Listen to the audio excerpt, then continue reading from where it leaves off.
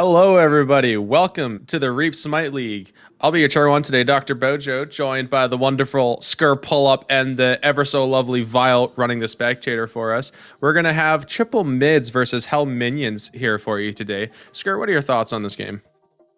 I'm excited. I mean, we just came off a nice little STL game, got a quick break, and we're right into this RSL matchup. And yeah, I'm excited to see these two teams face off. Yeah, looks like we're going to have a good game here in front of us.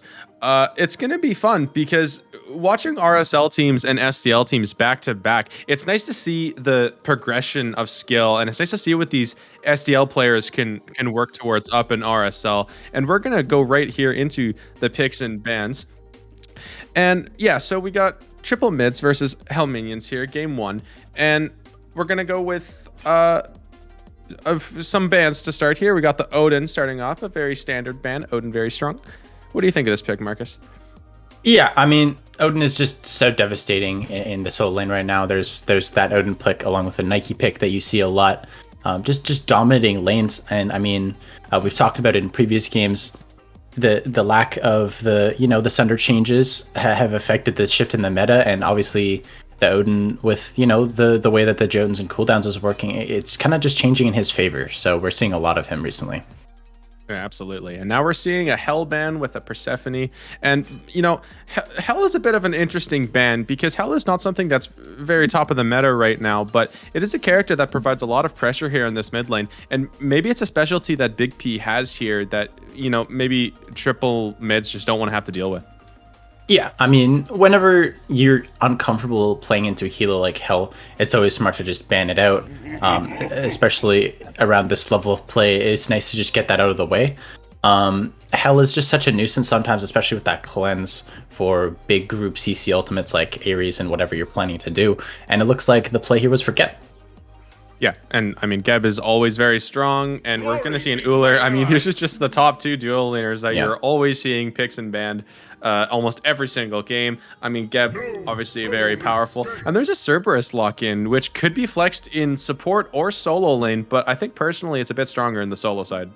Yeah, we're seeing a lot of it in solo recently. A lot to do with the Vamp Shroud that has been just so present and just able to just do a bit of both. You can attack the backline, you can attack the front line, defend the backline. You can do pretty much anything with it. And obviously, as you mentioned, it's a strong flex. Absolutely, a very strong flex. And we'll see what triple mids look to go here. And there's the Cupid lock. So we're going to see a Geb Cupid dual lane. Cupid, not something that we see super often, but historically was a very powerful Uller counter. Yeah, I mean, you always like to have tons of CC into Uller, a god that doesn't have a CC immune ultimate. It's one of the nice, things you can have in your back pocket, and obviously CC is good for Cupid. He's got tons of it, and he can just use it on Uller throughout the game.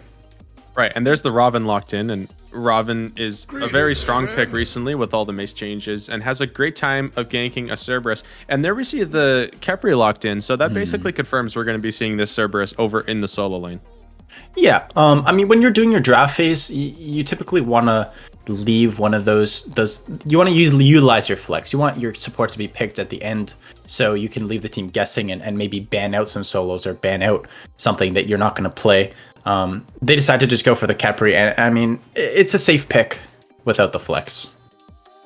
For sure. And we see Raijin banned as well as Scylla. Scylla also a mid that is not super common right now in the meta. And Raijin recently got a nerf, I believe, to his ultimate scaling. So some mid laners being banned out here. And, what are your thoughts on Raijin and Scylla? And, are those picks that you would be considering here? Yeah, I mean, I think Raijin kind of fell off a little bit. You mentioned about the ultimate scaling. He also had a change for, I believe, the second update as well, where his 3 does not do damage on the first tick of it, and it only does it on the last one. So he got 2 nerfs, 2 kind of small ones, but those nerfs add up. And I think he's mostly out of the meta, but it's still safe to play gods like Raijin if you're comfortable with them. And of course, in this level, comfort is key. Absolutely. And we see the Morrigan band, a very strong pick. And Cthulhu and Nike are still available here for both rosters. And, triple mids don't have their solo yet, so maybe they'll look for it. Hell's minions already have that Cerb and that Khepri, so unlikely they're going to be looking in that direction. Although we could see a Nike jungle. That might be super hard here into this Cupid and Raven and Geb. So we already see both dual lanes, and we Yeah. see solo for Hell's minions and jungle for triple mids here. So we're looking now for our last couple picks here. And is there anything you're looking at these drafts and thinking, man, this would be a great pick here? I'm looking at the Nike. You talked about it. They've got pipe popping Nike in the solo lane. I mean, he's got to pick it. It works really well, especially into an Uller. I think the shield is a really good displacement tool, and it's just a bit of a nuisance. And I mean, there is that Nike. But Loki was also locked in. Yeah, I do think the Loki is pretty strong. I think invisibility is always strong, and now we've got these map changes. So we have these lanterns that are actually going around and providing some invisibility. Are those something that you think after these changes is something that's going to be well utilized as opposed to the vines, which were kind of more of a meme? Yeah, I think it'll be a little bit more impactful in terms of strategy than the vines. The vines were a little bit of a meme. I mean, you could kind of gloss over them pretty quickly, and it just didn't really work to the effect that Hi-Res thought it would. But I think the Invis is a cool touch. It's definitely going to add for some elements of surprise in some of these games that we have not seen too much. I'm excited to see like one of those moments actually happen, though. Right, and so we got both sides here still needing to grab their mid laners. A Zhong Kui gets locked in. Ooh. That's something that you don't see very often, and it looks like it has to be going here into the mid lane for triple mids. That's a very interesting pick here. A pretty unconventional mid. Oh, yeah, you're right. Zhong Kui is definitely unconventional, but I'm seeing a little bit of a raw hover here. It's going to go to Baba Yaga, but the Zhong Kui is definitely an interesting one for Juicy Jimmy. If you see the Zhong Kui, it's usually in the solo lane. Again, it has a lot to do with that Vamp Shroud kind of meta, some good lifesteal, and some good damage. And it's not really something you often have in your mid lane because you like someone that has a bit more range damage, like a Baba Yaga. Right. Well, it looks like Hell's minions here do have that Baba Yaga locked in. Something that stacks very well with Warlock Staff and Book of Thoth here. And this triple mids composition looks very dive heavy. You've got a Zhong, a Nike, a Robin with a Geben support. Is that something you think Hell's minions are happy to sit back for? Are they looking to engage? Like, how would you want to play this here? I mean, if I'm the triple mids, I'm just pushing, the aggression that you talked about and shoving it in their face. But Hell's minions are gonna have to play this fight, the fights a little bit interestingly because they've got a Cerberus in their front line, which is something that can be used to go either front or back. It's usually kind of a counter engagement tool at some times. So they're definitely going to need to be using that Cerberus ult to display some of the dives at points as well as looking forward. I think they're probably going to need to play a little bit more reactionary, especially with a Geb on the team. You can use a shield to knock someone off of that Cerberus ult, stop the Uller's stun, and there's a lot of real good use for that Geb in this game. All right, well, we're going to head right into action here, getting into game one of triple mids versus Hell's minions as we get into game here. And indeed, we are going to see this Zhong Kui solo just dancing around on his little broomstick there, just having a bit of a little laugh so far. Yeah, the one thing I'm interested to see here is I believe that we have a bit of a personnel change in terms of the role. Papa Nike, I believe, is the solo laner usually, is going to be playing the Geb in support here, and Let Play ABC is going to be in the solo lane. Yeah, that is a little interesting here, but maybe Geb is something that he's super confident on, as both sides here are just going to grab their buffs and head to mid here. But yeah, nothing too crazy. I think, it's the tried and true question, Skur, but is there a draft here that you would rather be a part of? It's a tough question. I like the triple mids draft a lot more until it got to the Zhong Kui, which makes me doubt a little bit because when you have dive, it's really nice to have a ranged mage that can poke damage in with it. So that's a little contradicting for me. I feel like their backline could get a little bit messy and split up, but if they stick together and can peel for each other, I think I'd rather be on the triple mids. Fair enough. Well, in this duo lane, we are seeing what I think you'd expect, which is a Khepri and an Uller kind of having the pressure here, but in mid lane, both sides duking it out here. But so far, triple mid seemed to have a little bit of pressure. It looked like Magnetic was able to grab one of those mid camps on the right. The other one is still remaining, and they're going to go over here and pick it up. And yeah, Hell's minions don't have they do have pressure here in this duo lane, and is that something that you think maybe this Loki could come over and look for purple invades, or should he maybe head to that solo side? Yeah, I mean, I think it's always good to sort of help along the lane that has pressure because then they can just pressure them out for the rest of the game. And obviously, as a Loki, it's somewhat easy to get a little sneak gank off with your invis in the early part of the game.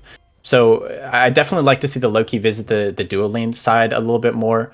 I mean, Kin's Panda is just going to have to stave off this Nike aggression at the beginning part of the game. And I mean, that's kind of all part of being a Cerberus player in the solo lane.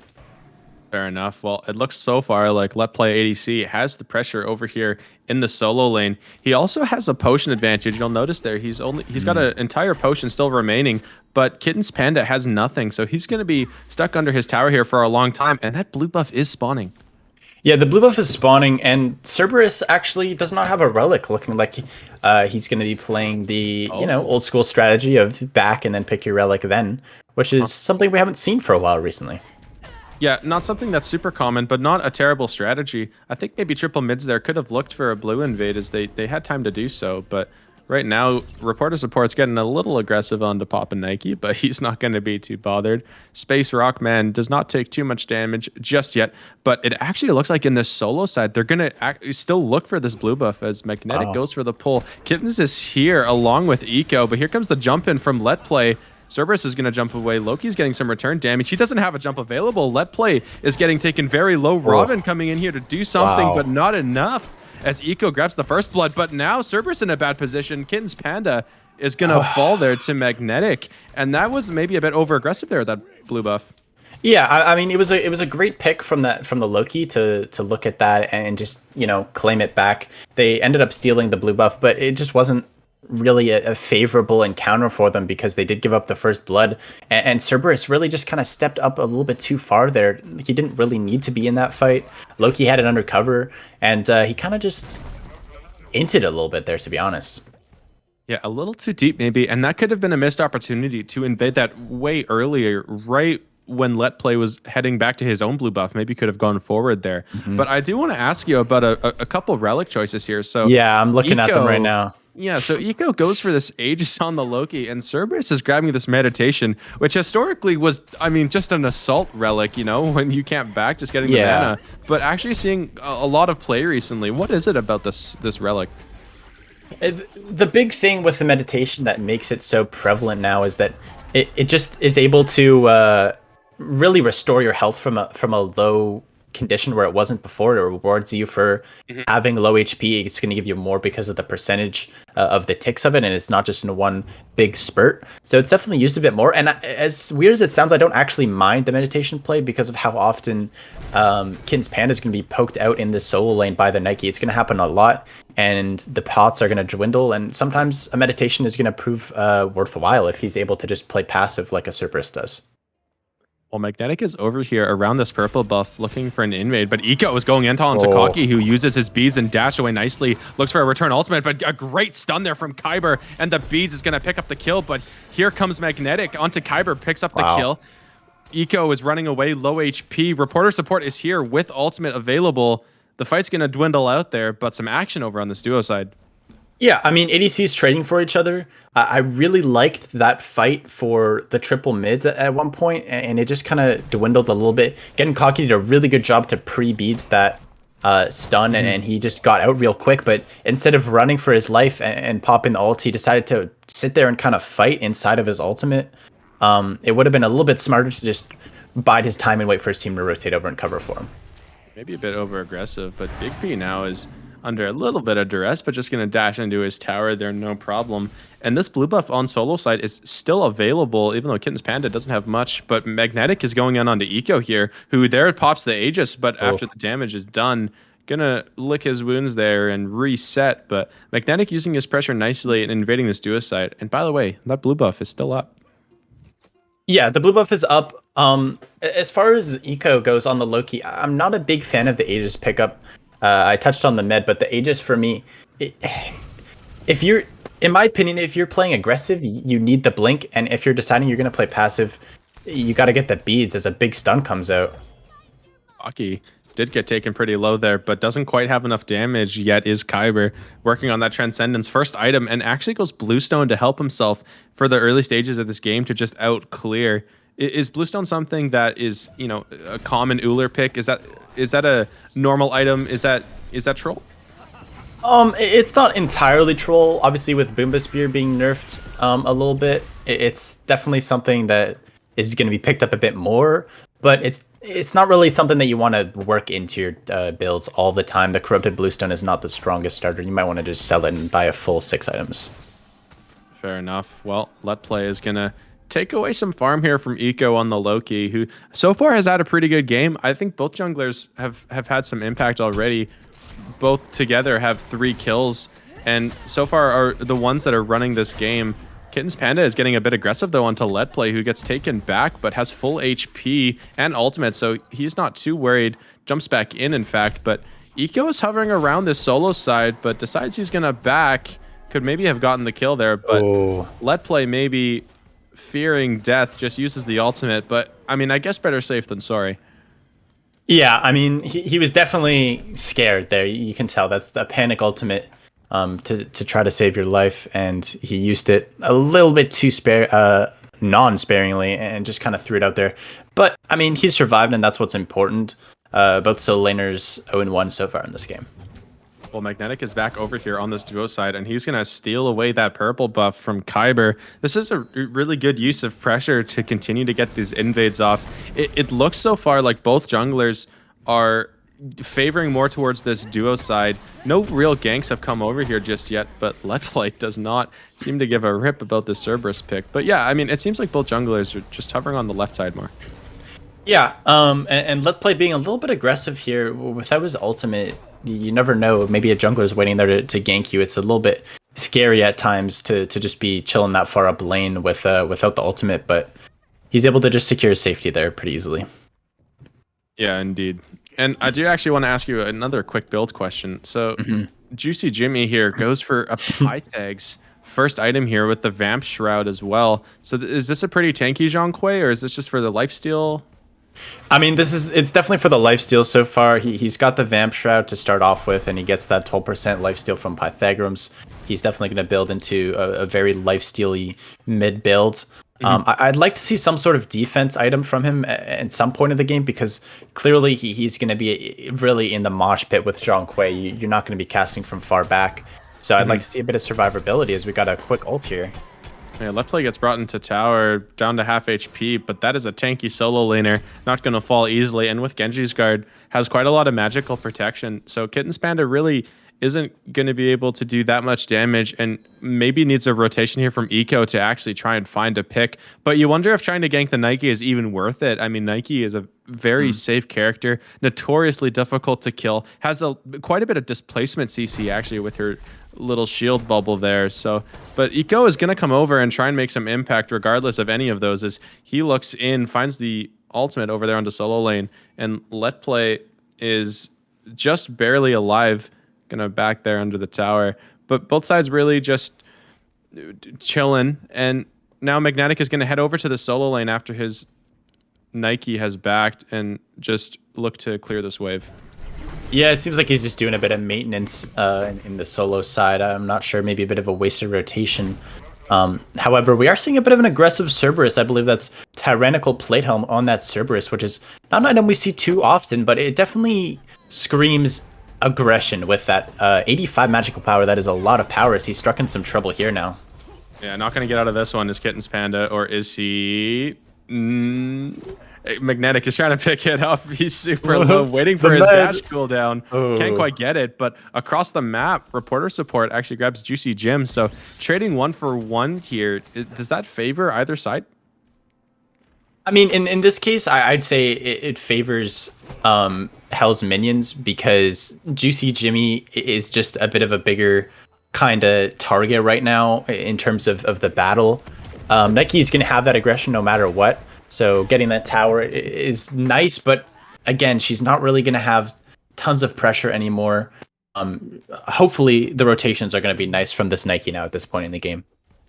What's really interesting here is that both solo T1 towers are down by 11 minutes. I can't remember the last time I saw a game win Smite where both solo lane towers were gone so quickly.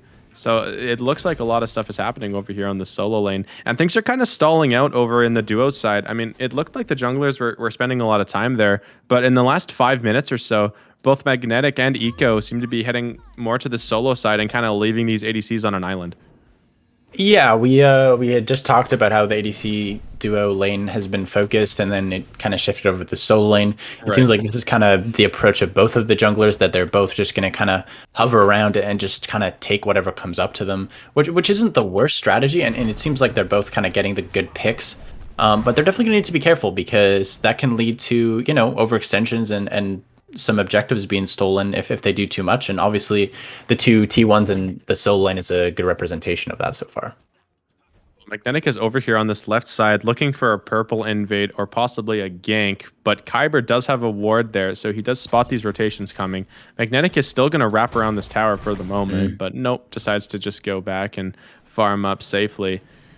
And yeah, so it looks like Magnetic has made a lot of good rotations over here, but a Zhonghui ultimate is doing a lot of damage here onto Big P, who's forced into the ultimate, but taken very low, running for his life here, but not going to escape from the Nike ultimate. Going to pick up that kill is Juicy Jimmy, and reporter support is coming in here with a flank as well from Kitten's Panda.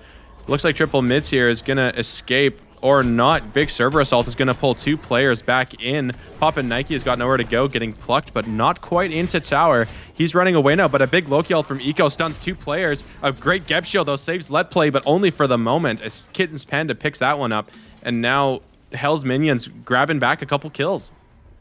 Yeah, it seems like I almost manifested the Nike rotation. It came in and started the fight off pretty well for the triple mids. However, it kind of just turned on their head as the fight went on, as we see Zhang Kui's beads forced there off of a good stun. And it was a little bit unfortunate for Let Plays. He's kind of falling a little bit behind now. And it's a little bit just toxic, really, that fight turned on his head like that. He kind of used his ult a little bit over the top. Again, it seems like he needs to be a little bit more cautious with his ults in tower there. He tried to pick off the last hit on that kill, and he ended up dying for it. Just get surprised. Hello, says Magnetic. I'm around the corner, and you're back in Fountain. Grabs that kill. Eco has played pretty well so far. He did grab that Scorpion, though, so their buffs on the Chaos side are upgraded, which feels good. You know, some consolation prize for the death. Yeah, and we're seeing some very varied builds in these ADC builds so far. Definitely quite passive playing so far, not a lot of dueling between them, which is a vast contrast from the SDL game, which we just watched. It was very duel heavy. But these two are definitely contrasted a little bit. We got the Bluestone and the Cowl. Cupid's building the Aussie, and Ullr's going for a more of a freaking straightforward bludgeon crusher. So the varies of these builds are definitely different. And I mean, with the lifesteal, Cupid is definitely going to favor the long-term fight. And Kyber has the internal timer knowing that triple mids are coming for his purple buff, so quickly looks to secure that one. But triple mids are big braining here and gonna pull this Gold Fury, and no one's really around. Reporter support is the only one who's in range, but Gold Fury is already 20%. He's gonna look for a steal here, but not quite in time. Triple mid's gonna steal that one away, and the rotations from Hell's minions are here. But Baba Yaga is still not really in range, but they're still going to try and look for something as reporter support, who is rushing forward here. And a big blink ult there from Cerberus is going to grab 2 players into the backline. Zhonghui ult, Nike ult, a bunch of damage coming off here, and a huge Geb ult into the backline. Stuns multiple players and a knockup. And triple mids are looking to reset here and are going to be able to do so, but not before Big P goes into the ultimate, stepping forward here. And Hell's minions are going to try and take this tower here and trade, and I don't think triple mids can defend this any longer. No, it's going to be a nice little T1 snag here and a nice consolation prize for that Gold Fury there. Also looking to turn towards this Pyromancer, which is a good call, but I really did like the triple mids call to go for that Gold Fury. It's just simple Smite 101. You see the mid laner back, and you've got your solo laner already there with you. It's an easy take for them, and they took it pretty well here, as we've got a little contest problem, actually. Magnetic is over here with his Geb player trying to steal this Pyromancer away. Pyromancer is actually super low. It hasn't been taken yet, and someone's going to get it. Who is it? Hell's minions. As now Loki is doing a bunch of damage here onto Magnetic, but he gets a great knock up there from Let Play and going to run away. But another Cerberus ult. Wait, that's up again? Finds a great ult. grabs the beads there from Juicy Jim, and another. So we get a Gold Fury, right, for triple Mhm. mids, but then Hell's Minion grabbed the mid tower and the Pyromancer. Is that in favor of Hell's Minions now? No, I'd say it's about an even trade, to be honest. The gold kind of spiked up and down about evenly, and it's pretty even. Um, but I think the problem where the triple mids went wrong was they took the Gold Fury and they kind of lagged around a little bit. They didn't just retreat, because when you get an objective, you don't really want to fight. You don't want to, hand the team back a little piece of the pie that you just took, and it let them balance it out. But I think overall it was a pretty close trade. The Pyro is not worth as much as the gold is, but the T1 tower will balance it out a little bit. But now Juicy Jimmy's definitely gonna have to be a little bit careful now in his mid lane without that T1 tower. And he also doesn't have any relics here, so very susceptible here to Kitten's Panda, who's been making a lot of these rotations here in the mid lane. I mean, we're only 17 minutes in, and I feel like I've seen Cerberus in the mid lane Yeah. as much as either support. So Mhm. possibly could look to do that again. He's got his blink coming up in 10 seconds, but it doesn't. He's gonna back here and buy an Emperor's armor. That is a very rare Mm. pick that you almost never see in Smite nowadays. What does this item do? I mean, it aids your tower and it weakens the other tower, so it's definitely a very objective-based item. However, I'm not the biggest fan of this pickup, to be honest. I don't think he's gonna have the greatest use out of it. It's a bit of a weird item for a Cerberus solo laner to pick up. However, in his defense, his ultimates have been fantastic so far. He's been picking up 2 or 3 players almost every single time and zoned really well as Loki looks for a gank. And Kuki, or getting cocky, excuse me, is going to use a great beads there and escape with his life as Eco is now going to retreat, but doesn't have an invisibility anymore. And Papa Nike is here, and he's got the blink, and he goes for a frenzy second relic. So really trying to burn up these objectives very quickly as we see solo laners again rotating here into this mid lane over and over. And Pyromancer is down, Gold Fury is down, and Kyber is really deep here. Getting Cocky's going to spot him out, and I wouldn't be Mm. surprised, but Kyber is going to Wow. grab Cocky right away. Magnetic is not close enough to change anything just yet, but he's here now. A great Aegis there from Kyber. Immunes a lot of damage, but he doesn't have anything. Oh. Misses the axe there. Gonna up down, but Magnetic up downs as well, but misses. But low CD, and he picks up that kill. Yeah, a bit of a comedy of errors there from both players, but Magnetic did his job there in securing the trade. Kyber played that pretty well against Cocky, but when it came down to against the jungler, he kind of definitely, you could tell, panicked and kind of flailed his axe out there, tried to do a little flick with his mouse and missed it. But definitely a good job for him to get that kill, and Robin did a good job of trading. He's now 4-0. He's got a pretty good start into this game, and he's now picked up the Erendite, which is obviously a very big counter for Loki with the vision it gives you. Right. Whenever he ults in here, going to have vision. So Eco going to have to be a little bit careful here. But Magnetic, I think, so far has been, I want to say, the better jungler. He seemed to find a couple more invades over onto that duo side. He's gotten a couple purples. He's been where he needs to be. He's a level up now onto this Loki. And I also want to note that Eco doesn't even go the blink. So Magnetic is really looking to push forward and play aggressively. Yeah, that's telling me that Eco is really looking to be a little less reactionary and more calculated with his ganks and fights here, because really as a Loki, the blink is pretty important to be able to blink in and ult somebody. It's a very good target selection ability, as this Gold Fury is going to be, or Oni Fury, sorry, is going to be easily secured by the triple mids. That is a pretty big pickup for them now, as the game is very even, and I mean, it's going to be now focused towards this Fire Giant. I'd like to see them group up and make some sort of play on this Fire Giant, as it looks like they're heading over there now.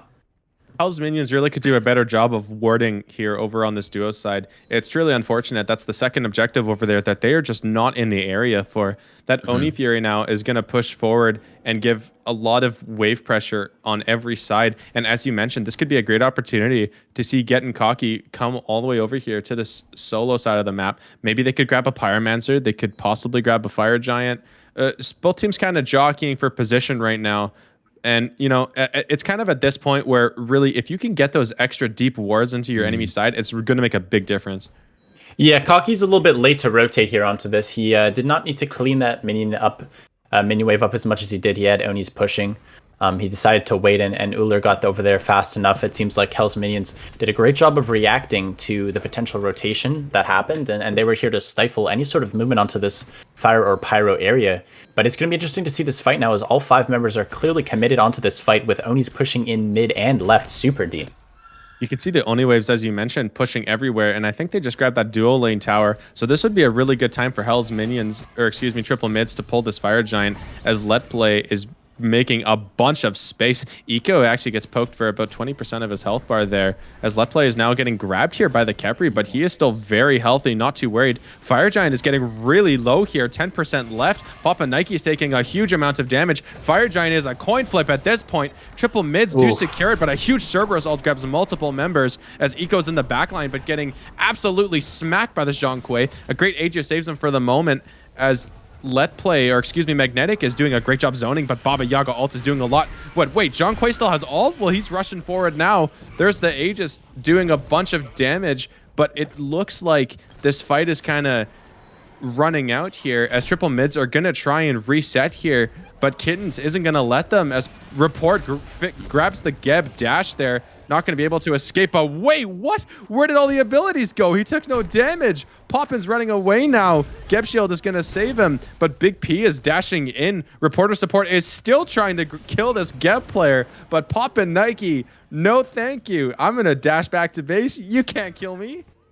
Wow. I mean, I'm trying to decipher what exactly went wrong for Hell's Minions in that fight, because you look at a Fire Giant fight, and I mean, the fight is always going to go, or is most likely to go, in the favor of the team that is not tanking the Fire Giant. We saw 2 or 3 members taken to half HP before the fight even started. And from, you know, just a bird's eye view, it looked like it was a almost silly call by the triple mids to do this Fire Giant, because they were all so low at the beginning of the fight. They got the Fire Giant, which is great, but they were somehow available to just escape without any harm. No bodies were lost. And I mean, to be honest, that just comes down to target prioritization. No one was really on the same targets. I mean, you were seeing Big P and ult in the Baba ult, and Kin's Panda was alone up front. Kyber was out far away to the side, and there was really just no, like, go. Like, the go just did not happen. And with a Khepri on your team, you really need to be aggressive and use that ult to your advantage. Yeah, I agree. Well, we'll see if he's able to use it to his advantage here, as triple mids is grouping up here on this left side. T2 looks to be the play, and Kittens, Panda, and Eco have a huge flank here around the side. Papa Nike gonna reset here, as all 10 members of the game are present. Poppin does have that blink, so he could look for an engage here with a big blink cataclysm, but Eco is going to continue to find this flank and keep triple mids, keep their head on a swivel, because you never know where this Loki is going to come from, and that's where wards are really going to make a big difference for you, as you see the sentries coming out here. And any moment here, a fight could break out, as both sides are looking for an opening here. The Emperor's armor is going pretty hard here, I guess, for the Serb. Yeah, I mean, I hated on the Emperor's armor a little bit. It's not the most value prioritized item you can buy, especially as a Serb solo laner. There's definitely some value in other places, but it seems like the triple mids are just scared to go in here. Like, they just cannot pick a place or a time, as here we go now.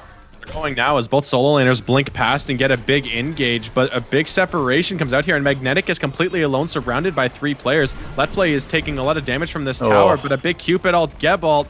Juicy's gonna grab Eco. All 5 members still strong here from triple mids. It didn't actually look like they were under that much duress. Eco got squished like a grape in that fight. He was left. Kin's Panda went around to the backline to do some peeling, and Eco was just destroyed by a flurry of abilities from the Geb and the Cupid. It just was so easily over for him, and easily picked off there by the Geb, I believe, ended up getting the final kill credit for it. But they pick off the tower, they get a pick, and I mean, that's just what you want to do during Fire Giant. I just want to see them a little bit more decisive in doing so. Right, maybe could go in there a little bit earlier. And I do find it very interesting here that both Big P and Reporter Support still have their ults available, didn't even use it in that team fight. Maybe didn't feel threatened or didn't need it or something else. But, you know, is that a sign of a lack of team synergy, just not working together? Or, you know, was it just a losing fight?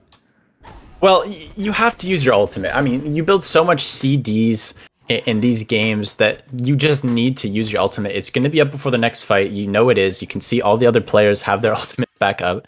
Even if you're losing the fight, they decided they're going to stick at this C2 and they're going to defend it. They had all 5 members, and that was clearly the call. So you have to use your ultimate. Like, even if you're going to die, especially Baba Yaga with so much potential on that ultimate to do damage, it just was not used. And honestly, that's part of the reason probably why Eco had such a tough time and got squashed, is they were just not able to do the damage that was necessary to that front line. Well, both sides here are now going to play the ward game and the jockey game as wards are being sent out as we approach the 27th minute of this match.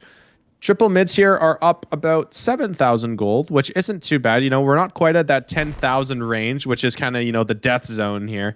But it looks like Zhang Kui actually backs along with Let Play. Triple mids have to be a bit careful here because if Hell's minions see that, they could look for an engage, but instead we're just going to play really defensive.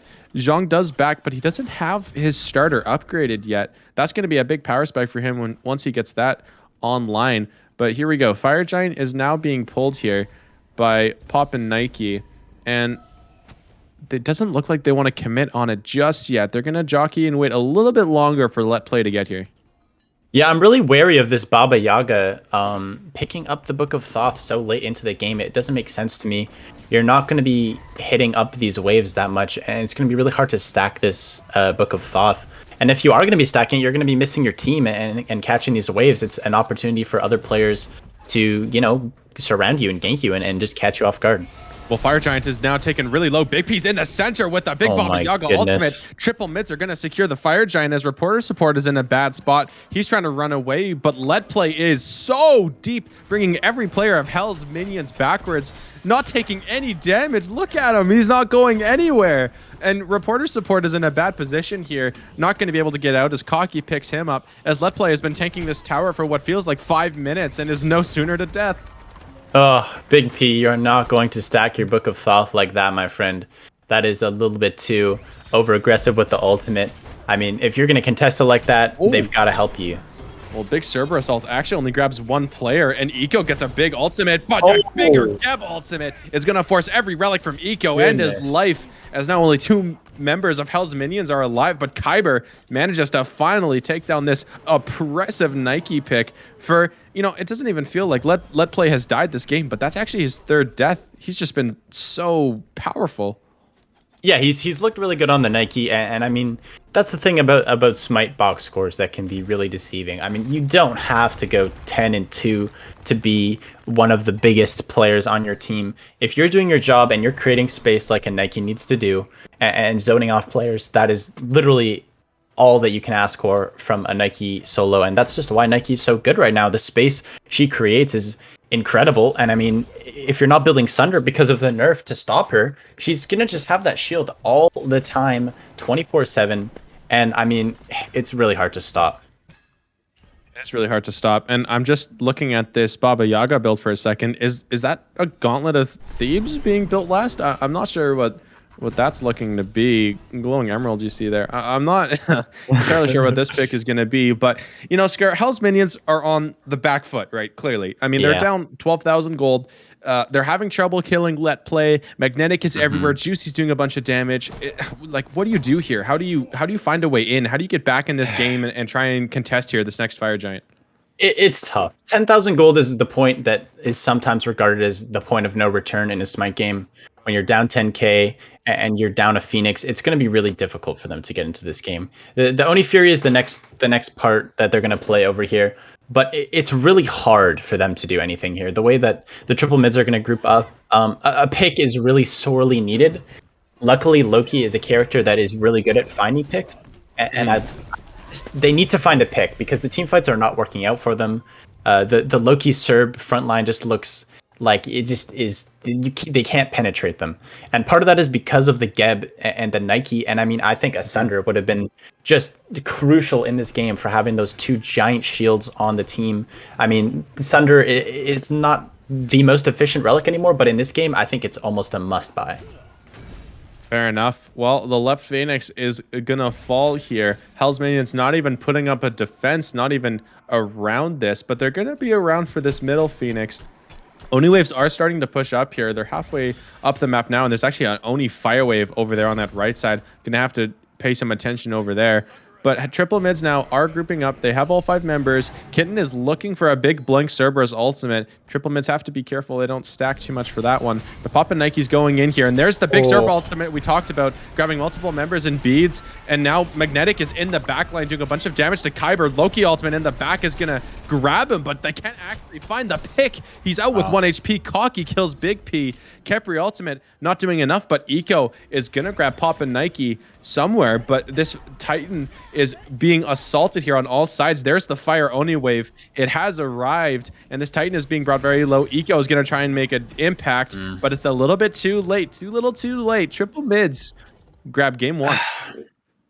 Yeah, it was an entertaining game, and it unraveled super quickly for the Hell's minions, and it just was so dominant in the end. The last 5 minutes, if you hadn't watched the beginning of the game, think that it was as close as it was in the first 20. It just really unraveled in a snowballing fashion, and it was really unfortunate because the Kepri pick was just not used to the extent that you'd like to see it. The revives were not just pulling the players, especially in that last team fight.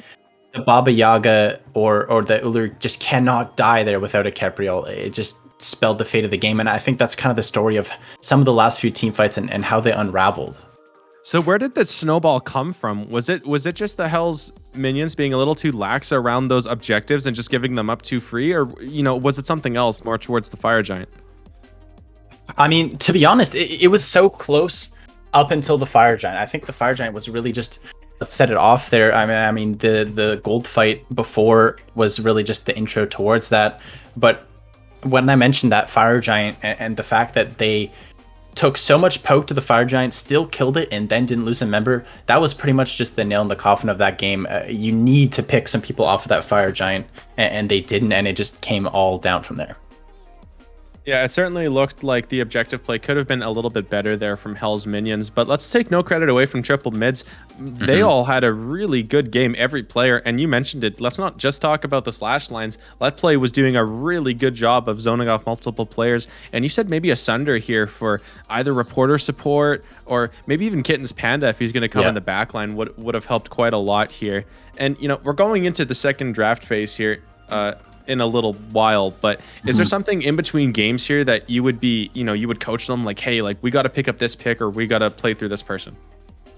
I don't think that they really did too much wrong. I think it was the one fight that they just didn't do as enough on to win the game. They just kind of threw it on that fight. I think it's more of just a team choice in that type of play. So I really think that it's not really too much they can change in sort of the coaching aspect. I think the frontline picks could have been a little bit better towards one sort of concentrated idea. They had a few things going on in their team comp. So just within the draft and then obviously making team comps together needs to be a little bit better. All right. Well, we're going to throw it to intermission here, but we will be right back for Triple Mids versus Hell Minions Game 2. Well, welcome back, everybody. We're going to bring you game 2 here of Triple Mids versus Hell's Minions. Triple Mids grabbed the first game here, and Skur, we didn't really seem to agree there was too much that, we could coach them on, or a coach could really do, or it was just a draft thing. It was just general gameplay things that needed to be improved here. So, yeah, what do you think? Is there any one point in specific that you think needed to be changed, or was it just like little relic things or mechanic things?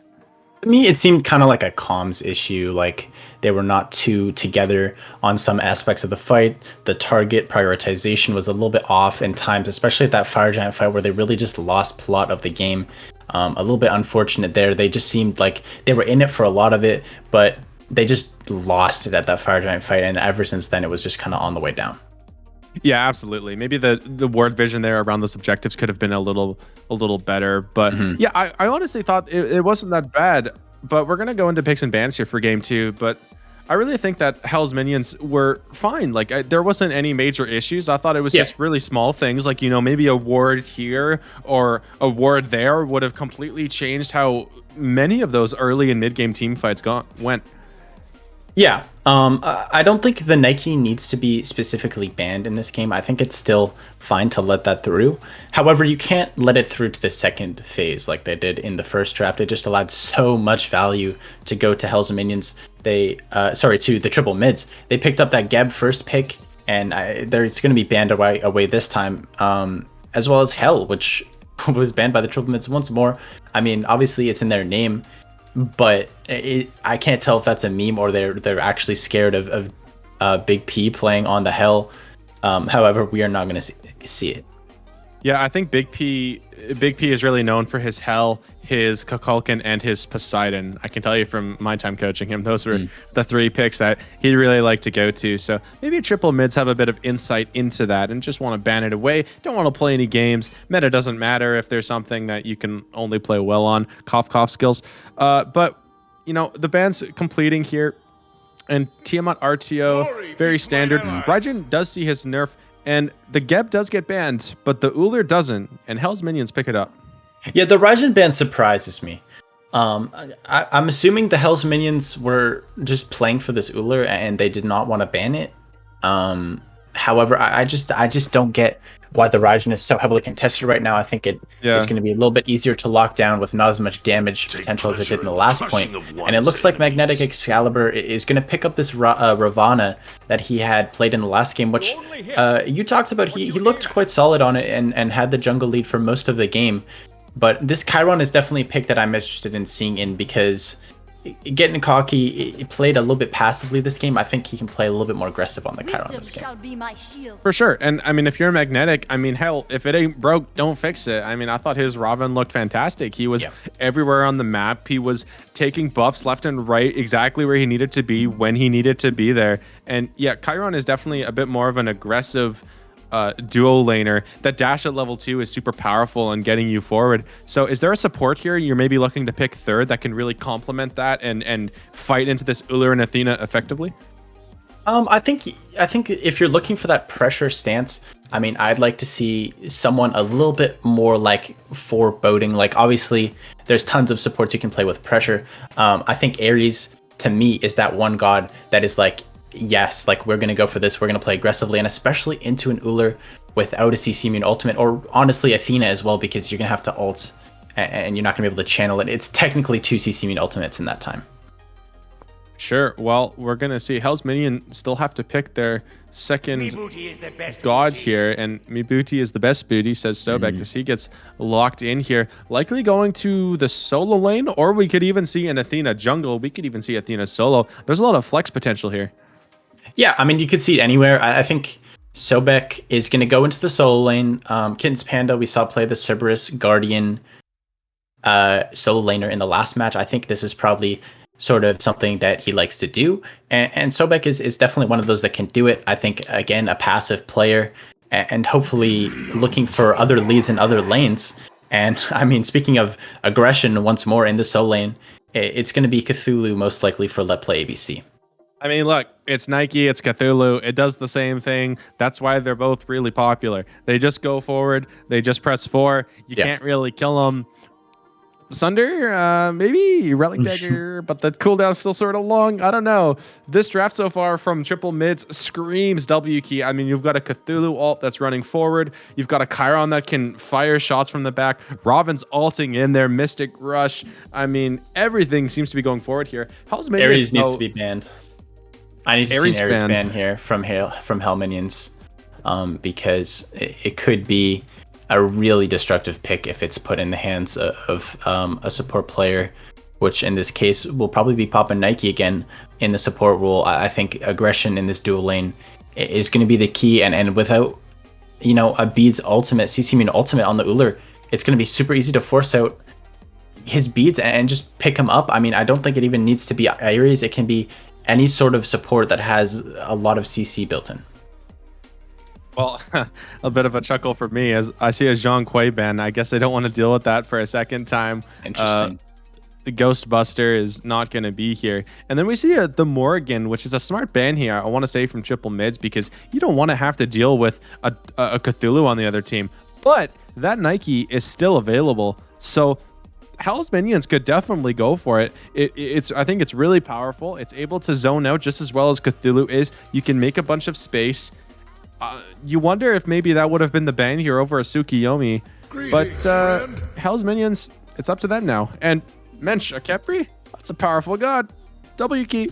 Yeah, I mean, I think it looks like they're going to be throwing this back onto the Hell minions. They had the Khepri in the first game. They're going to play it this game. I still would have liked to see an Ares. I think is a really good pick here in this game for the triple mids. They're going to go a little bit softer in terms of pressure on the Khepri. Not someone that you see with the most pressure, but you can still find a one-off of level 2 and abduct and be able to pull in a target and secure an easy kill. Well, Thanatos locked in here now for Hell's minions. They need their solo laner now. Oh, excuse me. Actually, they do have a Sobek. I forgot. So I guess they just need their mid laner. My apologies. I did not realize that the Kukulkan is hovered. That's the big P god. That's the big P. I know. That's the Kukulkan. There you go. Bojan knows all about Big P and what he likes to play, and Hades is going to be locked in here for the triple mids. That is... It seems like Juicy Jimmy really likes these sort of tanky, get-in-your-face mids, which is not something that you usually see in the mid lane. Yeah, Hades mid is a little peculiar. But hell, I mean, if he's happy playing Zhong Kui mid, I guess there's no reason he wouldn't be happy playing Hades mid. I mean, into a Kukulkan, that's a great matchup. What's Kukulkan going to do? He's got no beats. I tell you what, he goes... See you later. Not going to be able to get away from that one. I do really like the Thanatos pick, though. I think the global pressure here from Hell's minions is notable. You've got an Athena, you've got a Thanatos, you have the Execute for the Khepri, and for the Cthulhu. So this is actually I kind of like this draft from Hell's minions. I just don't like the Cuckoo. Yeah, I mean, I don't think the Cuckoo is a super strong pick here, to be honest. Half of it is obviously countered by the Hades, so a good pick up there by Juicy Jimmy. However... There's definitely some better mids up here. I like an Agni this season. He's very mobile and he pumps out a lot of damage. I think he would have been a good selection among a few other picks like Discordia with some good escape. However, Cuckoo is a comfort pick for him, so I'd like to see him pop off on this. I mean, comfort is king here, so I mean, fair enough to Big P. I mean, he wants to play what he wants to play. Yeah, I mean, obviously it's the tried and true question, and I asked you last game, and I'll ask you again. Is there a draft here that you're kind of like, man, I wish I was playing on this team because, you know, I like this draft better or this draft better? Like, what do you think here? I have to give it to the triple mids. I think the Cthulhu pressure is going to be insurmountable. It's just such an impressive god and hard to shut down. I like the matchups for the Thanatos and the Athena with the global. So I think the draft is a lot closer in this match. However, I just think if the Cthulhu makes space like it did in the last game with a Nike, it's going to be too much to handle. Well, we're going to get into game 2 here between triple mids and Hell's minions as we get right into things here. And, you know, you said you were favoring here the draft of triple mids, and I got to agree with you, Skier. I mean, I don't know how you're going to be able to deal with this Cthulhu and Robin. There's just so much dive. It's very difficult. But, yeah, we'll see what Hell's minions are able to do here. As, I mean, Ullr is top of the meta right now. He functions very well with these maces, and he could very easily, you know, run the game here in this dual lane and make it so this Cthulhu and Robin don't really matter. Yeah, it's going to be difficult for the Chiron in getting cocky. He's going to have to deal really well with this Ullr pick because Ullr is the dual master for a reason. You can hit that combo. It's so efficient if beads are down, and that's a quick pull already in the duo. Yeah, it doesn't look like any kill is going to happen just yet, but Eco also in the mid lane takes a huge amount of damage, and Reporter Supporter is just running for his life into the mid lane. Save me, someone. Gonna head all the way and now gonna take some farm away from his ADC over there. But now it's the level 2. Level 2. Able to dash away here from any shenanigans from Pop and Nike. And yeah, triple mids already kind of stepping on the gas a little bit. You gotta be careful. Yeah, no, the invades are really good at a sign at this type of the game, especially with this dual lane, which we talked about. The Ullr Athena should have some good pressure. Well, they got out-pressured by the Khepri and the Chiron. We talked about Cocky playing aggressive on this Chiron, and he did there. They picked up that Harpy from their duo side, and that's just a really good sign at the start of the game to have your team that aggressive in the lane. Right. And, back in the pick and ban phase, we were talking about how we have a lot of flex potential with the Sobek and an Athena. And that Sobek does end up landing itself over there in that solo lane. And he actually goes for a Tainted Steel, and again, no starter relic. So what is it about Sobek solo? Like, why is this being prioritized here? I'm not gonna lie, I'm not a big fan of the Tainted Steel from the Sobek. I understand the heal here is there's a huge dive, and first blood is taken by Magnetic Excalibur on top of that Kin's Panda, just as I was shit talking the Tainted Steel. But there's a lot of emphasis being placed on this Cthulhu and the healing that the Tainted Steel is going to do. Well, Eco is here, and he blinks in onto Khepri, doing some damage. Cocky dashes away, does a lot of damage in return to Eco, but Papa Nike still has his dash available, so he's going to be able to get out scot-free. The gank not quite there. Target prioritization maybe going on the Chiron instead would have been the play. Yeah, the target prioritization, as we talked about, has been a problem for Hell's Minions, and it didn't materialize there. They just need to be a little bit more critical, and it might be a comms issue or something in that variety, but it just hasn't been happening so far. And Let Play BC is just having his way in this solo lane so far over Kin's Panda, and maybe Kin's Panda just needs to play a little bit more passive and wait for these minions to come, because the poke is not something that he wants to be a part of right now. Well, and I feel like Kitten's Panda actually should win this 1v1 because you're able to interrupt the Cthulhu too with your tail whip, but Reporter support gets poked out here, gonna run away for the moment. And, Eco on this Thanatos, I know the gank didn't work out, and, we were kind of poo-pooing it, like, haha, target prio, whatever. But I'm still happy he's looking for stuff. I think it's a really good thing to still look for picks, even if you're not sure if you can get it or not. Like, if you're 50-50, like, maybe I kill this, maybe I don't. I think it's still really valuable to go for it and just kind of push the limits and see. I mean, sometimes you have to test your opponent to see, if they're competent enough to do what you think they should. I agree, especially if you're going to make the rotation. I mean, you're wasting the time or using the time to get in that specific position. You might as well just follow it through. And it's a mistake that a lot of players make sometimes, is they'll make the rotation all the way over there. And even if it's a good rotation or a bad rotation, nevertheless, once you've made the rotation, you got to just execute the gank at that point. Well, Eco is now in a bad position. Gets the ult off a little late there, unfortunately. Gonna get sent back to the fountain here as Cthulhu is a big boy. Gonna find the kill there. The blue buff is taken, I think, there by triple mids, as they're now looking to pressure onto this camp here. And Big P just playing a character that does not function well into Robin and Hades, but a great ultimate there saves him. But no, come back here. Magnetic, though, gonna take the kill on a killing spree now, only less than 5 minutes into this game here, and Robin is 3-0. Yeah, Magnetic Excalibur seems very confident on this Robin, and I mean, we saw it in the first game. The second game, once again, just kind of having his way around the jungle. Big P hits a nice ultimate in some sort of shed of defense. However, it's just too much for him to handle, and Magnetic Excalibur is just able to pick off his third kill of the game. He's got all three. It's a natural hat trick of kills for him. I have to say, it's looking pretty grim when the enemy Khepri support is invading your red buff by himself here, as Eco is able to secure that here for Hell's Minions. But Hell's Minions not off to the start that they wanted. And Big P now doesn't have that beads available for almost 2 minutes. That's a bit of a problem here, because Hades and Robin can lock you down. You can't get away from them. And that might spell death for Big P. He's going to have to play really defensive now. It's a big problem. I mean, 5 minutes in, you don't want to see your team 2k gold down.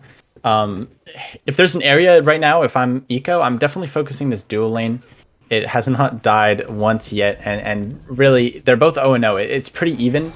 If they're looking to get a lead somewhere, it needs to be in this duo lane, and they need to shut down this Chiron before it gets too big. Right, and I mean, Kyber's got that Transcendence online, right? He's going to be stacking. Cocky doesn't quite have that online yet, as Eco is actually hovering over on this left side.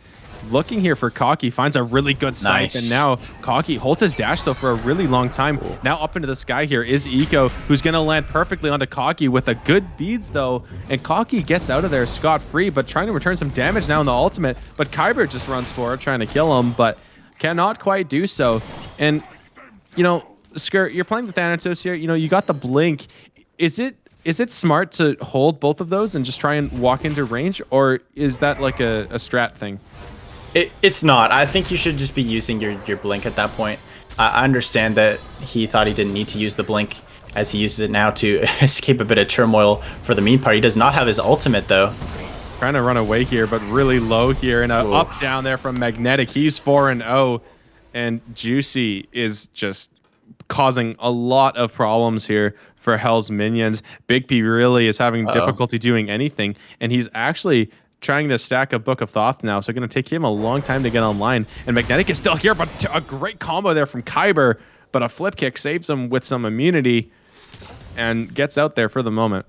Well, I saw the words come up on the screen. I don't know if you saw them as well, Bojo, but they are the unfortunate words of a surrender vote has started, which is not something you like to see in comp Smite. However, the triple mids are up 3k gold. It's not the greatest of margins at this point in the game. But going back quickly to that Thanatos gank, I mean, it was very well dealt with by getting cocky. He beats the stun perfectly, and I mean, unfortunately for Eco, he went up into his ultimate just too quickly. He didn't have the cooldowns to be able to have his scythe back up and do damage to Cocky. And Cocky maybe just a little bit of a middle finger towards Eco by shooting his ultimate shots at him when he literally had no reason to kill him. Yeah, maybe just a mental diff, you know. That there is some value to the mental diff, you know, the even stealing your enemy speed buff, you know, that's mental diff too. But right now, triple mids have the kill diff and the gold diff, 3,000 up here in 8 minutes. Magnetic has looked absolutely monstrous on this Raven. I would take note, any RSL teams or coaches, you might not want to give this guy this character. He has looked very, very powerful on it. And honestly, you know, that might be worthy of a ban in future from anybody. Yeah, you definitely don't want someone on a god that they're incredibly comfortable with, especially in the RSL or STL. It's definitely worth that you can, you know, forego some of the meta picks in these games, because to get people off of their comfortable gods and you know, get them in a place they're not really comfortable playing. Well, Eco ults into Magnetic, but misses the scythe here, so Magnetic is going to get away here. Tragedy there, as that would have been a massive pick, but now Big P has the beats forced, but the Hades ult was not even used. So now Big P is a big target anywhere he goes here, because Magnetic now is backing. He's got that Crusher online. He's swinging really hard. And again, Juicy did not even use the ultimate. So Big P just can't step anywhere. Yeah, he didn't. It was a good beads from Big P. He was surely dead if he didn't beads. I believe he would have been quickly sucked up by that Hades ult. But Jimmy just using that aggression from the Hades in that matchup that we talked about earlier, and part of the reason why the Cuckoo pick is not super good into this composition, it's just really good playing from Jimmy, who really seems to like these up and close mids who we don't see too often in the current metas. It's almost like a solo laner playing in the mid lane. He just picks mages. And Hades and Zhang Kui both have looked really strong here. And yeah, Big P stacking this Book of Thoth now, but he's got 26 stacks online, and Kukulkan is very good at farming for what you just saw, right? You just throw the tornado and run away, and slowly but surely you will get those stacks online. But Magnetic here is just running around the enemy jungle. Nobody can stop him. Eco has not had the start on Thanatos you would maybe like to see here. 0-2, unfortunately, which is just really feels bad. But, you know, the good thing with Thanatos is you always have that execute value, right? Like, even in the late game. Yeah, I mean, Thanatos, he's going to have the execute, so it's definitely a good thing, especially into the matchup with the Cthulhu and the Khepri that we talked about before. However, with Magnetic on this Raven, I mean, when you're this far ahead in a game and you're this big with 2 full items on 10 minutes into the game, I mean, it's a huge flex, because you can run around anywhere in the jungle and you're not scared. You have a 2, you have an ult to get away, so much CC immunity, you've got a blink to use for mobility, and I mean, if he sees anyone, anywhere on the map, for example here, he can literally just go on them free of ease. Absolutely. And Pyromancer is actually grabbed there by triple mids by the solo laner and Magnetic. Don't need anyone else for that objective. And now Juicy is actually just running around the enemy duo side of the map, and Golthier now being sort of hovered here by both sides, not wanting to commit just yet, but certainly looking for some deep wards here. As you can see, they've got wards all around this Gold Fury, and Reporter Support is looking in here, trying to do something, trying to win the ward battle here, but instead Pop and Nike is just going to walk in front of him, force him backwards, and now Reporter Support actually did get the ward there completed, so I guess mission success, but possibly war lost as the gold theory is now being pulled here by triple mids. It's still 100% HP, so lots of time for players to rotate, but you'll notice Let Play is actually closer on the rotation. He's getting here quicker, but Reporter Support is already at half HP. He's gonna have difficulty walking into this pit here as Magnetic is just a monster and just standing in front of him like, yeah, you're not coming in here, no shot. As now Jimmy is forcing out Eco up into the ultimate. Wow. Gold Fury is down. Juicy is getting taken really low here, but hasn't died just yet, but there's a Capriel gonna save him and a huge Cthulhu ult.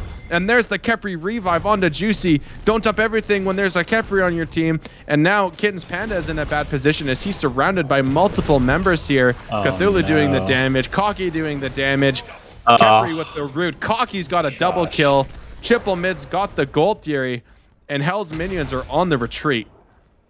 I mean, that's such a feels bad for Hell's minions. This whole fight just did not go their way, but on the double side of the coin, the triple mids play that fight super well. I mean, that's exactly how you want to play the fight.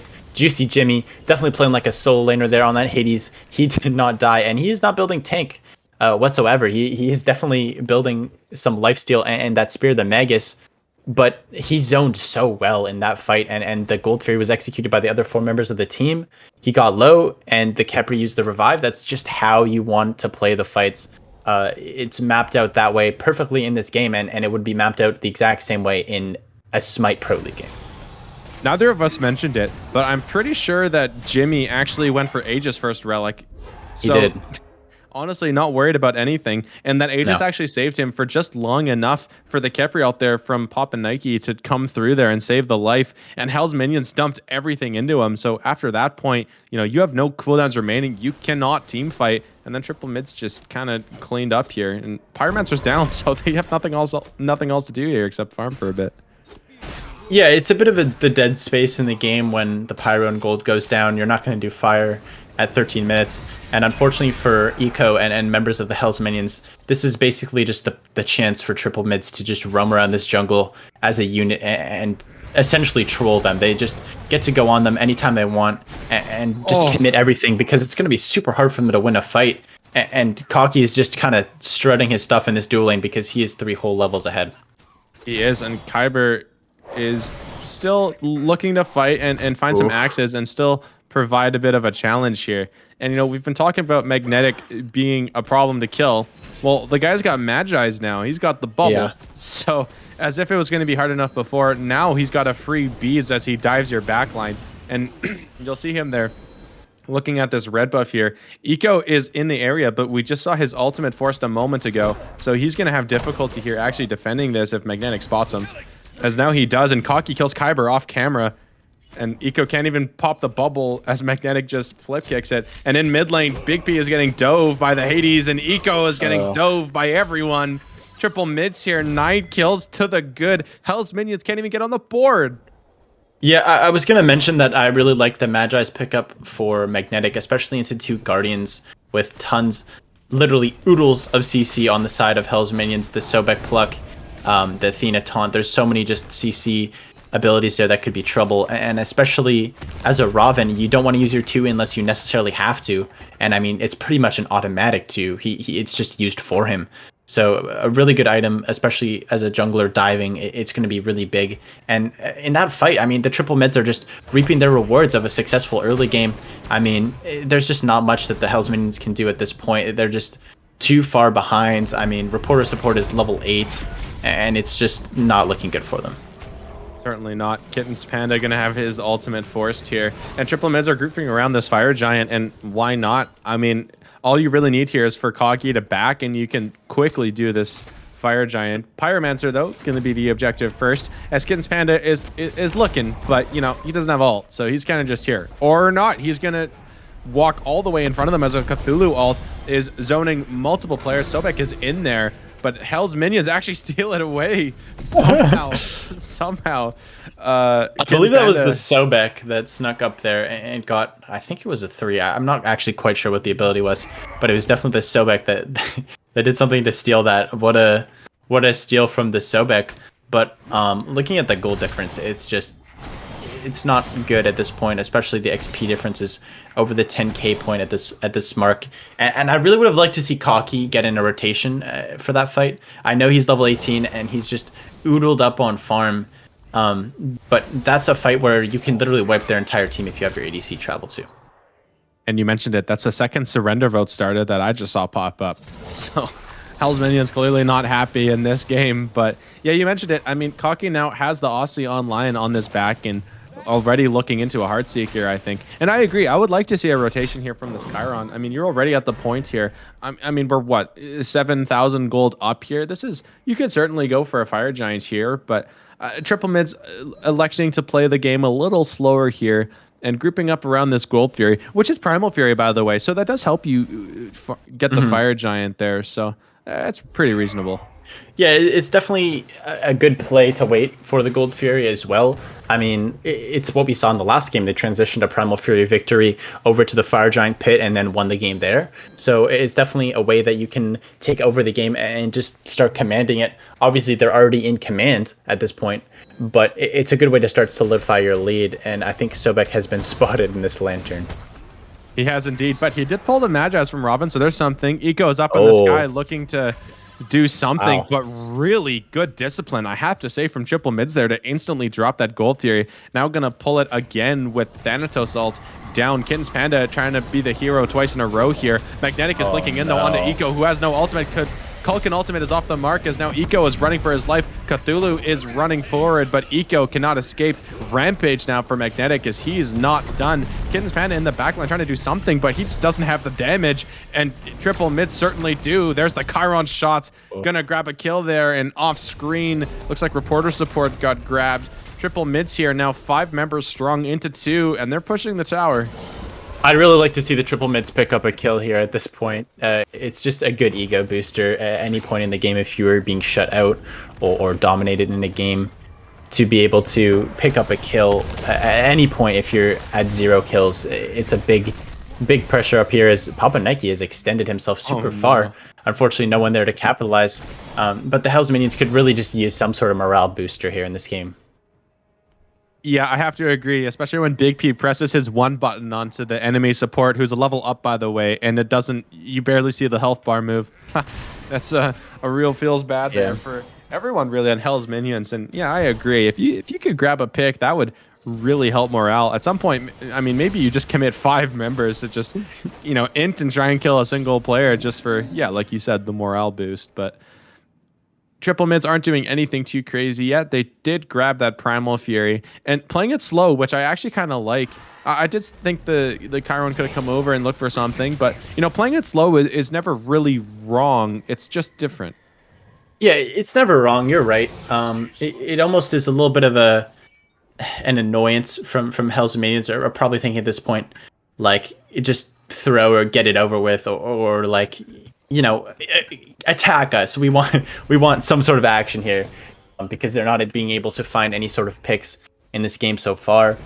And yeah, you mentioned it. They're playing it really slow. I mean, Chiron is just finding his new home in this left lane because it just seems to be where he spends all of his time, and he's being out-rotated by an ADC that's 4 levels under him. He's going to be at this fight, however, Bojo, a little bit faster than the Chiron is.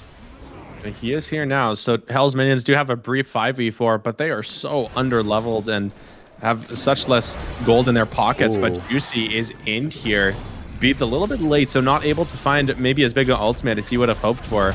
But Kitten's Panda is doing a great job zoning. Cocky is here now, but Magnetic is not, as he's back to base. And Eco's up into the sky, but he doesn't seem to have a good target to land on. Yeah, I mean, you've got to save the Thanatos ult. To have a Thanatos and not be able to secure a kill in a game, it's just not good enough. I don't know if he got scared from a Sobek potential pluck or something, but I don't know. Your chances of securing a kill go drastically down when Thanatos' ult is down. Well, Fire Giant is also going to go down shortly. Eco does not have the ultimate to get in here as Big Peak finds a big ultimate. Steals the Fire Giant away. Gonna pay with his life though from the snipes from Cocky, and now Hell's Minions have to try and escape without losing all their members. Cocky gonna get a double kill there, as it looks like Kyber is not in the best of positions. Gonna jump away here, finds the slow though, and Magnetic is in there. Sobek is going to try and help out, but cannot do enough. Let Play is going to grab Kyber. This tower is going to go down, and Phoenix is likely next. It's kind of just how the cookie crumbles in Smite. I mean, if you are at the Fire Giant, you're looking to steal it. Okay, so you steal the Fire Giant, that's fantastic, but the second half of that is getting out alive with Fire Giant, or else it's practically useless. And I mean, at this point, when you're that far down, it's fine if you would like to steal the Fire Giant. However, you need to survive after it, and it's just kind of letting the triple mids just pressure down this right Phoenix now, as they do have 4 players alive once more, and they're going to be able to evade the pressure, but the only 2 players left are the front line with the Fire Giant. It's just got to be so disheartening here for Eco when you find a Thanatos ult onto a target but doesn't do anything. Not going to go on Cocky, instead going to go on the back camp, and Cocky is just going to run away here. And, you know, triple mids, they do grab a T2 tower, but, you know, they lost the Fire Giant. And for any of the Hell Minions players, I mean, they're already 0 at least too. So, you know, they're happy to sacrifice their life if they can stall out this game a little longer and try and find a way back here. You know, is there a player that you're trying to play around here? You know, like, are you trying to play through this Uller? Are you trying to play through the QQ? Are we playing for the dive? Like, what's the play here? I mean, at this point, you're pretty down bad. You have to kind of huddle and wait for the latest of late games. Unfortunately for them, they're so under-leveled in this point. Literally 3 levels in almost every role, unless they're maxed out at 20 like Cocky. And you just need to make it to late game at this point. You need to make it to late game, get your Phoenixes up, and have a joint group effort shot at an EFG. Because that's the only way they're going to make it. They need to group up and play together. At this point, we can't even be talking about picks, really, at this point. You just got to play as a team and hope the picks come to you in eventuality. But we're still talking about, you know, a team that's got still a level 12 support, and the highest level is their level 18 Uller. I think if anyone has to do it, it has to be the backline in some sort of synergized move with the Uller and the Cuckoo. Well, we'll see what they can do as Oni Fury is brought down to half HP. Kitten's Panda is going to pluck Magnetic, but Let Play is flanking around the side, going to get a big Cthulhu ultimate. Oni Fury is brought really low, and once again, Big P is on the money with these steals. Triple mids, again, lose a pretty big objective, and Eco is trying to hunt down Magnetic, but nice the damage. Huge shutdown kill, as now Hell's minions are coming forward. Remember, still have Fire Giant there onto 2 players, but big Hades is going big, but a really big pluck there from Kitten's Panda is going to stop that, as now Let Play is being a Cthulhu and swiping down. Now coming forward here is the rest of triple mids, as Cocky is throwing in the shots. Juicy's in a big ultimate, taking no damage. He's not falling down. A good pluck though, and now he is falling down. Kitten's Panda going to grab him. Getting Cocky though once more. He's dashing in. Sobek not going to get out of this one. Getting Cocky now unstoppable, 7-0. And once again, the triple mids are pulling these objectives, but they can't secure it. It's a win. It's a win for Hell's Minions. And I mean, slowly clawing back into the game, that Oni Fury hopefully will be able to claim a tower on the right side if the Cthulhu is slow enough to get to it. That's some gold. That's something, you know. You look for these sort of concrete things in games like this where you're so far behind. And I mean, we talked about it. They just need a pick. They need some morale on their side as this T1 falls on the right. Hopefully it falls in the middle as well. And it's what you need in this game as a morale boost. They picked up 2 picks. Thanatos got 1, which was very well received, and the Sobek able to pick 1 up as well. Hopefully they're able to find something here, though. Big P was trying to play Loki in the Invis here. Looks for the ultimate, but getting Cocky aegis anyway. Kyber, the axe is off the mark here. I'm not sure if he wins this trade. Cocky doing a bunch of damage, but from behind is Big P. It looks like Cocky actually, 1 HP? Gonna survive for a second, but no longer. Reporter support gonna grab that one. That's a shutdown. Hell's minions are climbing back. They're only 6k down now. What a comedy of errors in that fight. I mean, it looked not the cleanest, but it executed like it was just a regular gank kill. I mean, that's what you need to get in the fight. We talked about it. You needed the picks. The picks happened, and they got them. So that's definitely a big plus here for the Hell's Minions as they sort of claw back. They're about 6k gold away now, which is just slowly helping them into the late game as the Fire Giant spawns once more. Well, Eco gonna escape there with the ultimate, which actually feels kind of bad because Fire Giant just spawned right now. So that ultimate and cooldown is going to be expended and unavailable here for the next couple of minutes. Players now grouping up here, but Cthulhu has backed, and He's walking forward now, and triple mids have seemed to be unable to secure an objective in the last 10 minutes. What is it Yeah, about it? Like, how do they fix that? I wouldn't say in the last 10 minutes. I'm not sure if they've even secured an actual objective the entire game, to be honest with you. Uh, I think it's just, I'm not sure exactly what's going wrong for them. I mean, the obvious answer is that they don't have a mage that does burst damage to secure the objective. I mean, and that's pretty much what it falls down to, is that Juicy Jimmy does not have a big burst ability other than his 2 that he can just go poof.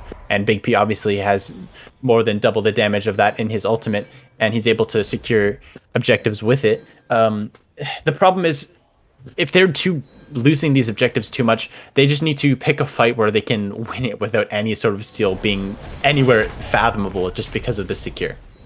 Well, here we go again. Fire Giant is pulled now by triple mids, already at 60% HP. Zoning being done by all 3 members, almost 4 here of triple mids. Fire Giant now down to 50%, but triple mids are going to reset it. They don't want to continue pulling this. Wow, Cthulhu is pushing all the way up here. Magnetic is all the way in there. There's his Magi's. There's a taunt, and he actually looks like he's in trouble for a second, but indeed not. But Reporter Support is in a bad spot. Gets taken out there by 4 members, and Eco is up into the sky, but is not going to find a home, except onto Magnetic, who does a really nice flip kick, takes no damage, and now Eco just honestly gets outplayed.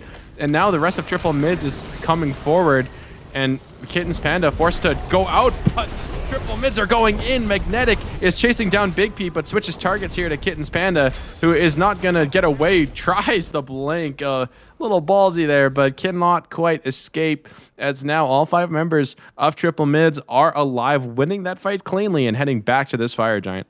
Man, it was looking so good until it wasn't for Hell's Minions. They really did a good job of wiggling their way into the game, into a point where Big P is hovering this Fire Giant again. Not again. They don't want it again. Oh my goodness! Oh, it was so close.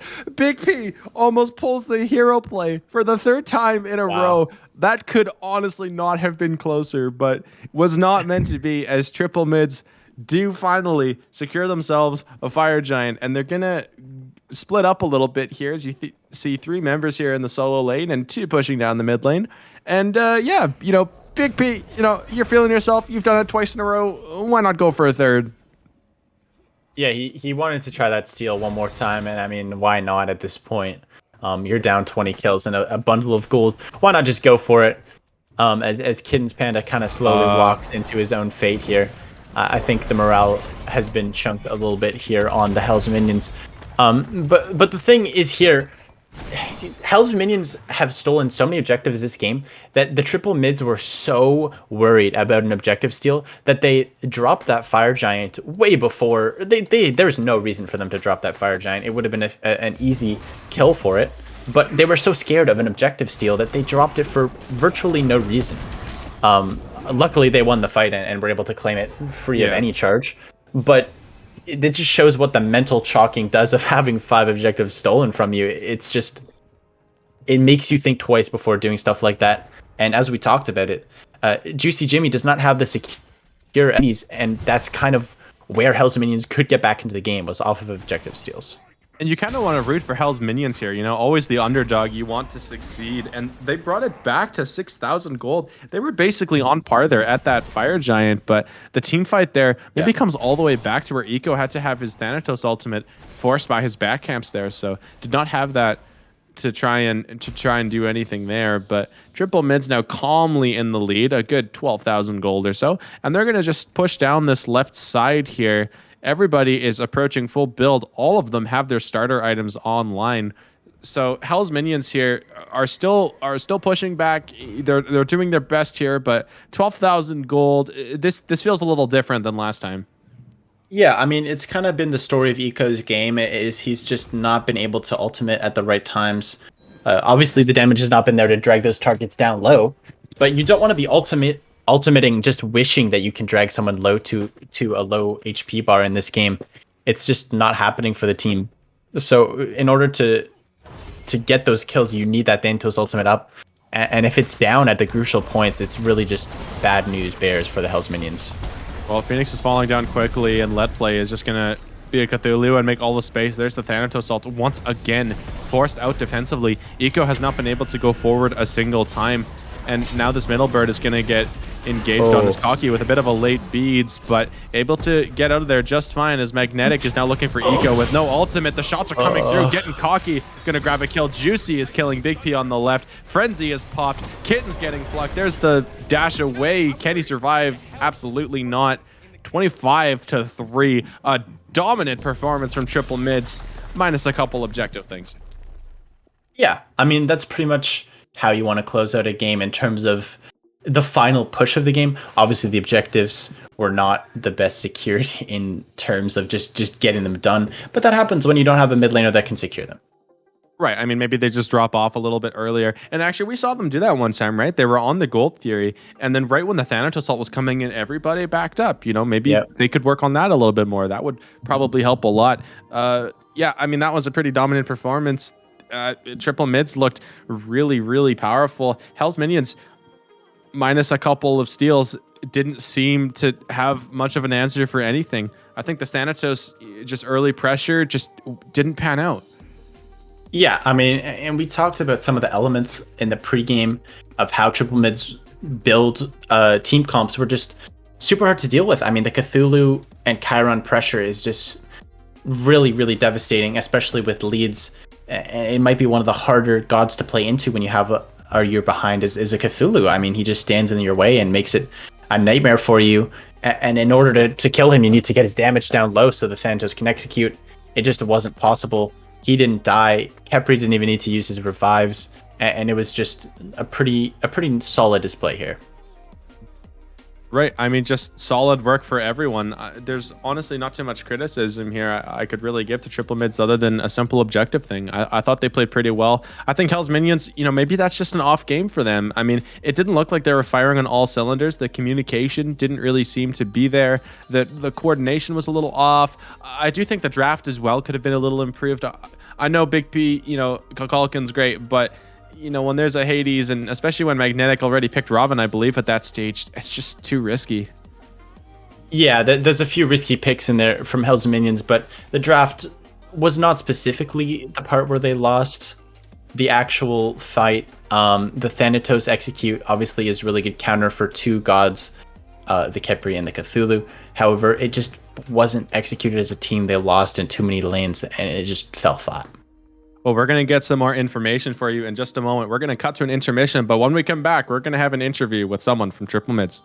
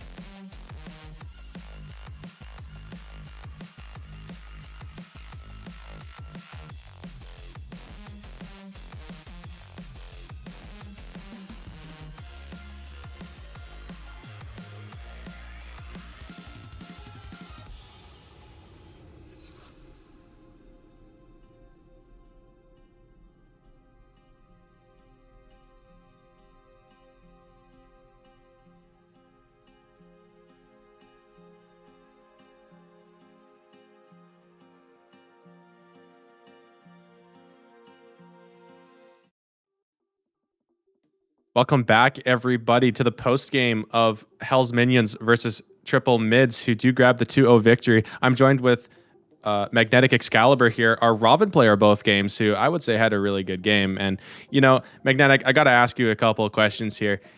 You know, is this Robin something you're always looking for? Is this a comfort pick for you? Are you always just going to frag on this? Like, do I need to ban it when you play Mind Goblins? What's going on? I mean, I'm not going to lie. Not only is he meta right now, but he he has no real hard counter, so I'm always going to look for it. I'm going to be honest with you. So ban it out if you will, but that's a ban, not towards a Geb or Cthulhu or anything else. Yeah, well, fair enough. I'll have to consider that when I'm planning out my next draft phase. And I do have one other question for you here. So, games 1 and 2 were very different. It seemed like game 2, you guys were just monstrous. I mean, we were talking about, maybe outside of some objective, secures that could have been a little bit better, you guys just seem to run the game. Like what changed between games 1 and 2 that really propelled you guys to step on the gas pedal? The difference between games 1 and 2 was mainly game 1 was a confidence booster. Mm-hmm. So not only on top of that, but game 2 we did have an earlier draft, and we knew, hey, we have to push this lead, and we also knew our team fight was better. So pushing the team fight earlier on wasn't a bad idea, and that's what we started to do. We started to snowball, and it just worked out. Cool, makes sense to me. First of all, congrats on the victory. A nice 2-0 for you guys, and obviously a real confidence booster. But a question for you about game 2. You went with the Magi's Cloak for your third item. Why did you like that item so much to buy it? The reason why was because I knew they had very little CC already. However, as soon as I get Magi's Cloak on Ravana, there's nothing they can do to peel me off. So why not just go it? And I still have my 2 for immunities for any big CC or big damage, and they can never get rid of me. Fair enough. I mean, it worked pretty well for you. And a final question, actually, about your teammate. We were pretty curious about Juicy Jimmy and his sort of background, because he seemed to like those mages that are liking to get up in your face. Well, Juicy was originally a jungler, and he has been playing a bit of jungle recently, so we decided why not stick him on a pick that can go ahead and, dive the backline, play how he wants to play, and, just allow that to roll, allow us to move forward. Fair enough. It definitely worked for you guys. Mm-hmm. Alrighty, well, before we let you go here, Magnetic, is there anyone you want to shout out or anything else you want to say? I did want to shout out to my team here, mainly because they pulled everything together. Our scrims weren't necessarily going the best, but this game really showed that we can pull things together. We can go ahead and group up properly and communicate well. So despite all of our differences, we're still pulling things together. So I'm really proud of them for moving forward and getting this W. Awesome. Well, I'm excited to see you in the next Mind Goblin set, but that's going to be all from us here on the Reap desk. I've been Dr. Bojo, joined by Skur in the chair too. And let's not forget Vile doing the spectating. Shoutouts to Vile. Well, we'll catch you on the next RSL stream. Peace out.